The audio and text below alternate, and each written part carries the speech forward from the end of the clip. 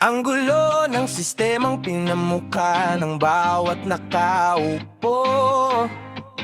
Sila ay bawal silipin pero mga salungat ay dinudurog nyo. Yo!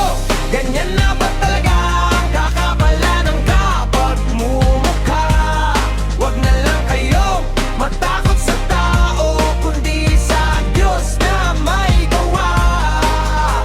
Hindi ko maisip na bakit lantaran na nga ba, o sadyang manhid sa kawalang yaan. Tama ba kaya harap-harapan ng ginagawang tanga? Mga taong naghihirap sa pinag-aagawan nila. Kung hindi man kayo mahatulan sa mata ng tao, pero doon malamang maniwala ka ay sigurado. Sa batas ng tao ay aminado, hindi kayo makakaya. Subalit hindi habang buhay ang katawan ay malakas pa.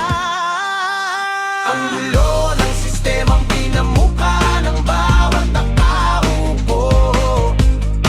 Sila ay bawal silipin pero mga salungat ay dinudurog nyo. Ganyan na ba talaga ang kakapala ng pagmumukha? Huwag na lang kayo matakot sa tao, kundi sa Diyos na may gawa.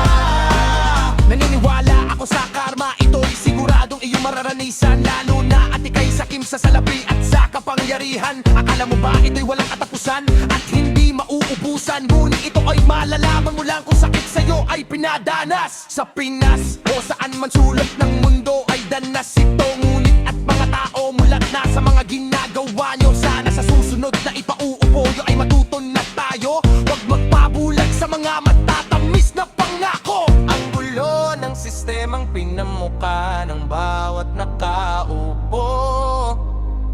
Sila ay bawal silipin pero mga salungat ay dinudurog nyo.